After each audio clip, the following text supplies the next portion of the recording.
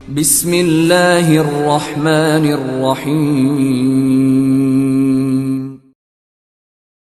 رنگین کہکشاں، مصنف ایم اے راحت۔ ایپیسوڈ 24۔ میں بہت دیر تک اس اسٹیڈیم میں رہا تھا اور اس کے بعد واپس اپنی آرام گاہ میں آ گیا۔ عارضی طور پر میرا یہاں قیام کچھ مناسب تھا، پھر اس کے بعد صحیح صورتحال کا جائزہ لے کر یہاں سے واپس پلٹنا تھا۔ اپنے اوپر ایک طرح سے مکمل اعتماد تھا، خاص طور سے حسن فیروز کے چلے جانے کے بعد سب کچھ اپنے طور پر ہی دیکھنا اور سوچنا چاہتا تھا۔ اس سے آگے کی کوئی گنجائش نہیں تھی۔ جب اپنی آرام گاہ میں پہنچا تو وہاں مسٹر ڈائسن موجود نہیں تھے۔ میں نے تھوڑا سا ادھر ادھر گھوم پھر کر اس لڑکی کو تلاش کرنے کی کوشش کی جس کا نام شیری تھا، لیکن جب وہ بھی مجھے نظر نہ آئی تو آخرکار میں اپنے کمرے میں داخل ہو گیا۔ میں اسے کمرہ ہی کہوں گا کیونکہ جہاں آرام کرنے کے لیے بستر موجود ہو اور ضرورت کی چند چیزیں ہوں تو پھر اسے کمرہ ہی کہا جا سکتا ہے۔ میرے اس کمرے میں بھی ایک پلنگ کے علاوہ 2 کرسیاں تھیں۔ ایک طرف پانی سے بھرا ہوا مٹی کا برتن رکھا ہوا تھا، ایک طرف دیوار میں الماری بنائی گئی تھی، اور بس اس کے علاوہ یہاں کچھ اور نہیں تھا۔ میں بستر پر لیٹ گیا، لیکن اس کے ساتھ ہی میں نے بھرا ہوا پستول اپنے ساتھ رکھا تھا۔ نہ جانے کب تک میں اسی طرح آنکھیں بند کیے لیٹا رہا، پھر نیند آنکھوں میں گھس آئی اور نہ جانے کتنا سویا تھا، کیا وقت ہوا تھا، لیکن اچانک ہی ایسا محسوس ہوا جیسے کوئی میری اس رہائش میں داخل ہوا ہو۔ آہٹ سن کر میری آنکھ کھل گئی۔ مجھے یوں محسوس ہوا جیسے کوئی دبے قدموں سے میرے کمرے میں چل رہا ہو۔ میں نے اٹھنے کے بجائے آواز کی سمت دیکھا تو اسی لمحے میں چونک پڑا۔ وہ ایک نوجوان لڑکی تھی، لیکن مجھے اتنے ہوش و حواس ضرور تھے کہ میں اسے پہچان لوں۔ کم از کم یہ شیری نہیں تھی۔ لڑکی شیری سے ملتی جلتی بے شک تھی، لیکن اس کا قد شیری سے کچھ بڑا ہوا تھا، اور پھر بال بھی اس سے مختلف تھے۔ وہ میز پر رکھے پیالے نما برتن میں تازہ پانی بھر رہی تھی۔ اپنے کام سے فارغ ہو کر وہ میرے قریب پہنچی۔ میں نے اس طرح آنکھیں بند کر لیں جیسے گہری نیند سو رہا ہوں۔ لڑکی بالکل میرے قریب پہنچ گئی تھی۔ اچانک ہی مجھے کچھ سوجھا اور میں نے ایک دم آنکھیں کھول دیں۔ لڑکی جو آہستہ آہستہ میری طرف جھک رہی تھی ایک دم سیدھی ہو گئی۔ ایک لمحے کے لیے اس کے انداز سے خوف اور جھجک پیدا ہوا تھا، لیکن دوسرے لمحے وہ سنبھل گئی۔ کون ہو تم اور یہاں کیوں آئی ہو؟ اچانک ہی لڑکی نے اپنے آپ کو سنبھال لیا، مسکرائی اور بولی، یہیں رہتی ہوں، یہیں کام کرتی ہوں۔ مسٹر ڈائسن نے شاید تمہیں میرے بارے میں کچھ نہ بتایا ہو، تو تم اپنے بارے میں مجھے کیا بتاتی ہو؟ یہی کہ میرا نام سیکا ہے اور میں یہیں کام کرتی ہوں۔ اور وہ لڑکی شیری؟ شیری تو اس وقت ڈیوٹی پر نہیں ہے، اس نے کہا۔ تو تم ہو اس وقت ڈیوٹی پر؟ ہاں، اس نے کہا، اور پھر مزید کچھ کہے بغیر دروازے سے باہر چلی گئی۔ میں جلدی سے اپنی جگہ سے اٹھ گیا تھا۔ پھر دیر تک میں سوچوں میں گم رہا اور نہ جانے کیا کیا سوچتا رہا۔ کچھ وقت گزرا تو وہ لڑکی کمرے میں داخل ہو گئی۔ شاید میرے لیے کھانا لے کر آئی تھی۔ اس نے ٹرے میز پر رکھی اور عجیب سی نگاہوں سے مجھے دیکھا اور پھر بولی، تمہیں کسی اور چیز کی ضرورت ہے؟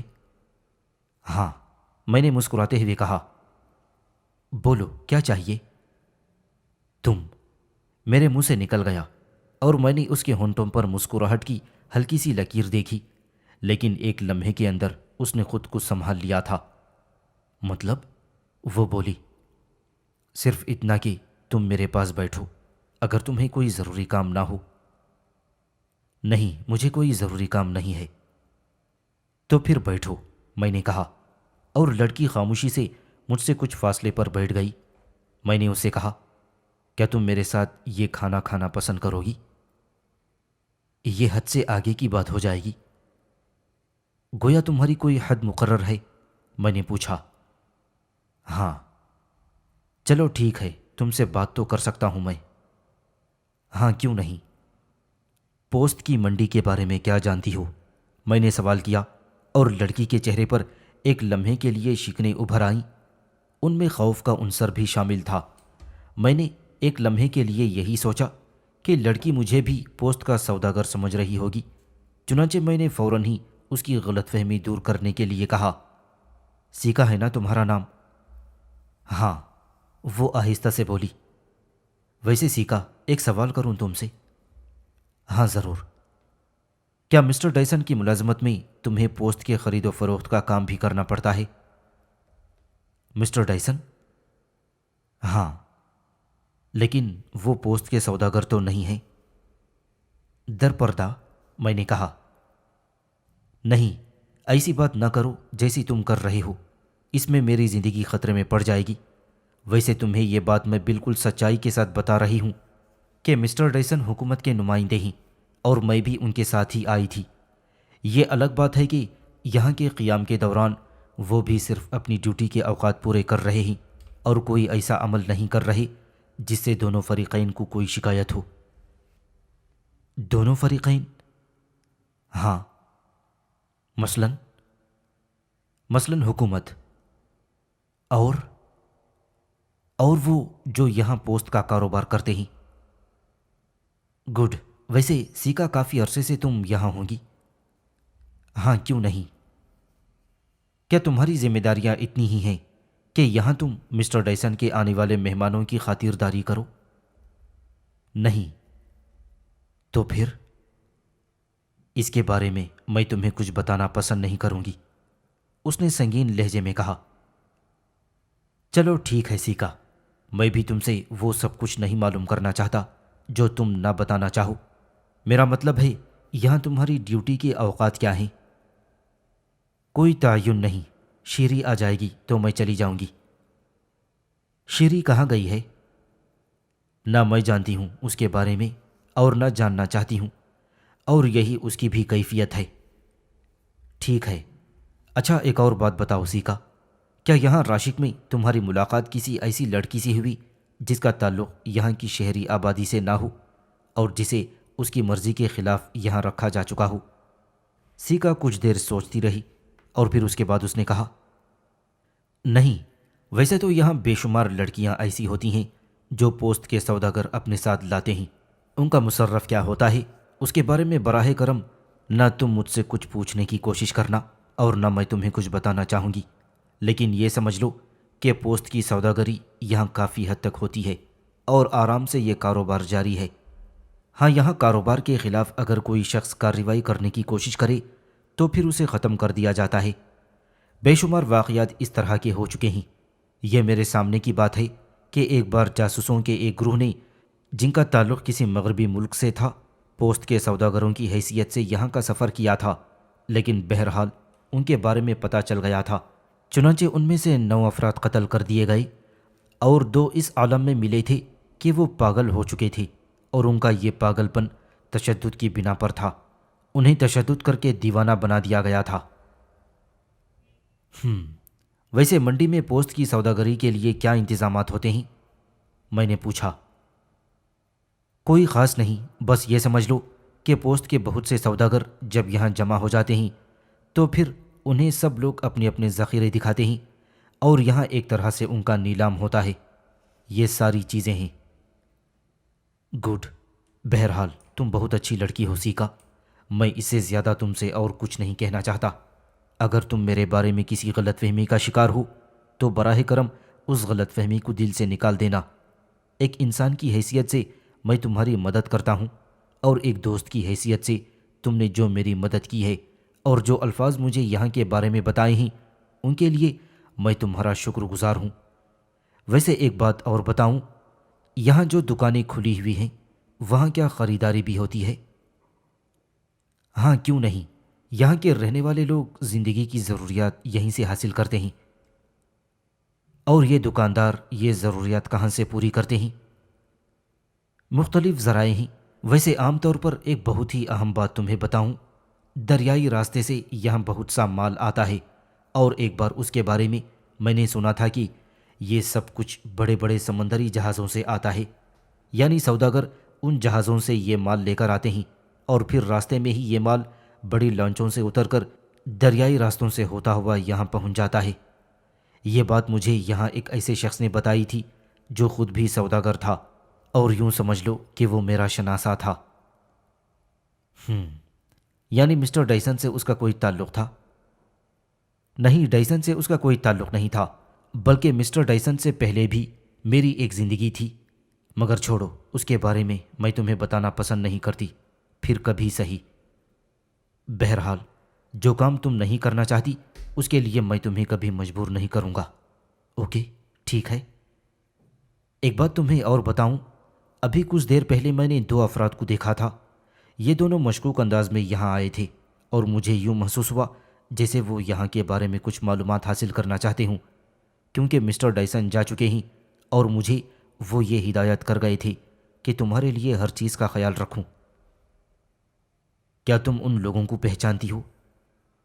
نہیں، میں نے انہیں پہلی بار دیکھا ہے، لیکن ان کا اندازہ ایسا تھا جیسے وہ اپنا چہرہ چھپانا چاہتے ہوں۔ کوئی ایسی پہچان ہو؟ میں نے پوچھا۔ ہاں، دونوں کے چہرے پر گھنی مونچھیں تھیں اور ایسا محسوس ہوتا تھا جیسے جڑواں ہوں، یعنی بہت زیادہ ایک دوسرے کے ہم شکل تھے۔ شکریہ، ویسے میں دیکھ لوں گا کہ وہ کون لوگ تھے۔ پھر تھوڑی دیر کے بعد وہ وہاں سے چلی گئی اور میں اس کے بارے میں سوچتا رہا۔ کافی دیر تک میں عجیب و غریب کیفیت کا شکار رہا تھا۔ پھر اس کے بعد میں تیار ہو کر باہر چلا گیا۔ راشک ایک عجیب و غریب جگہ تھی، اور یہاں آنے کے بعد سے لے کر اب تک کوئی ایسا عمل نہیں ہو سکا تھا جسے میں اپنے لیے کارآمد سمجھتا۔ اصل میں بات ہی بگڑ گئی تھی۔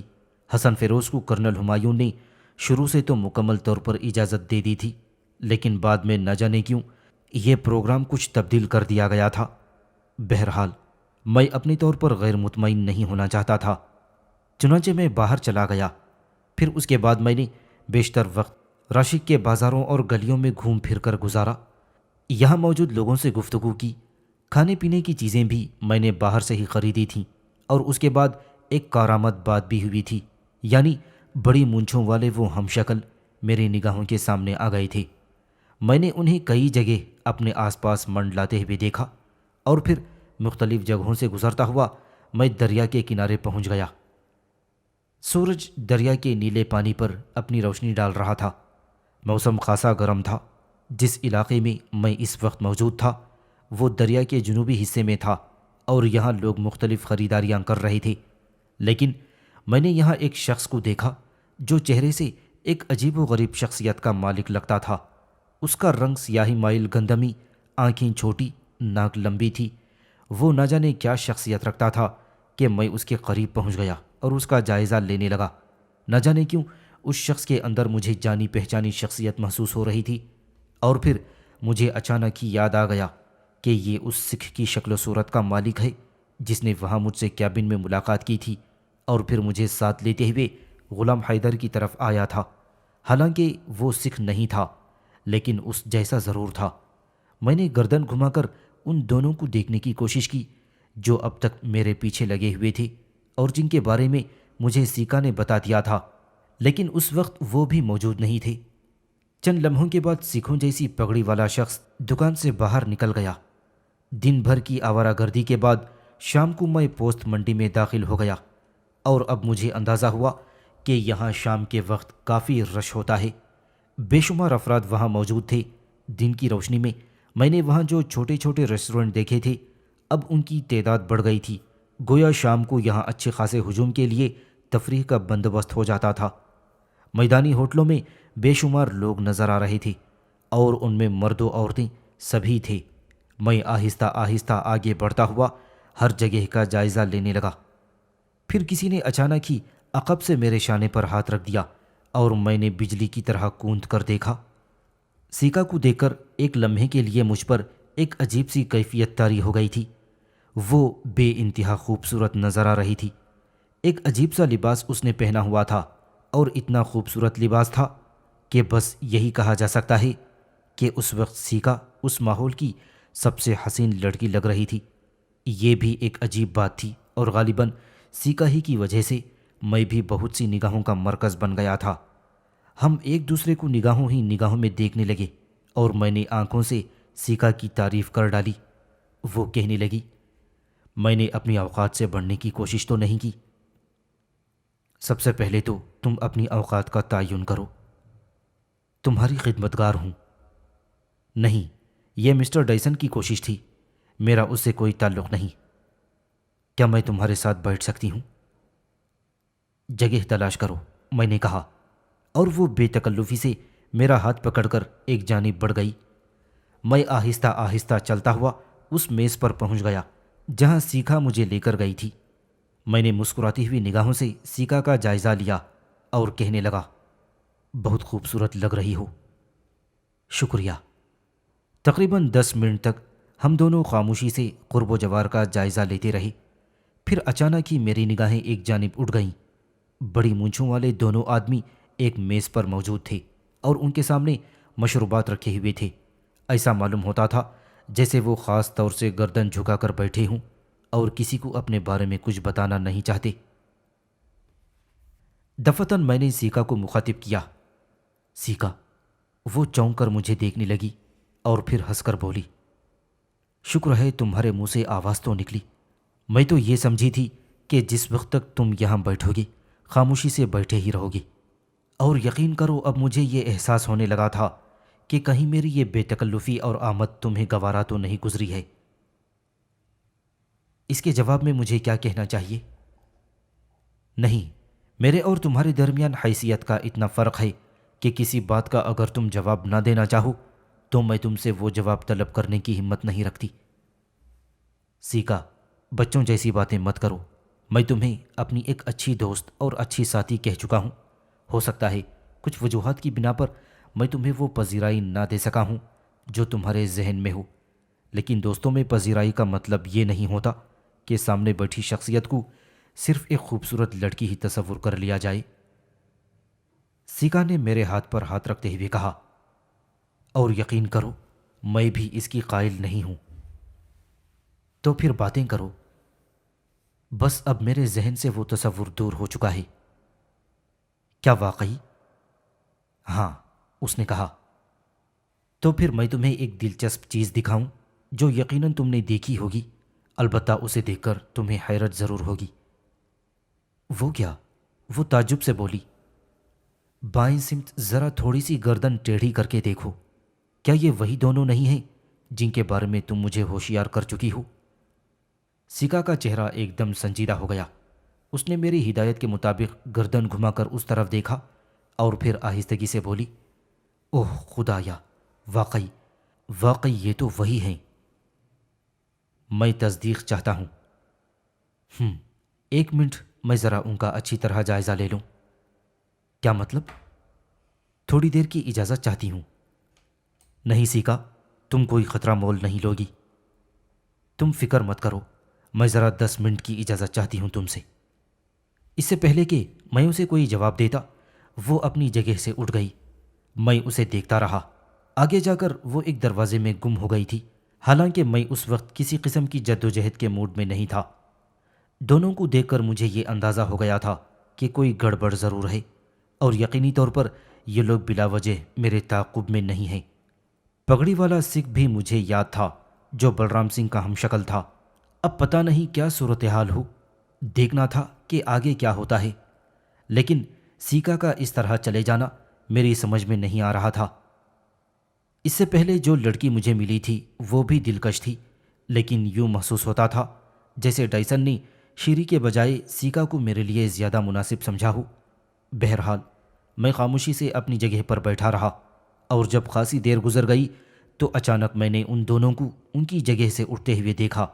وہ شاید یہاں سے کہیں جانا چاہتے تھے۔ چند لمحوں کے بعد وہ 2 قدم پیچھے گئے، پھر آہستہ آہستہ اچانک ہی گھومے اور رخ تبدیل کر کے میری جانب بڑھنے لگے۔ میں کچھ سمجھ نہیں پایا تھا۔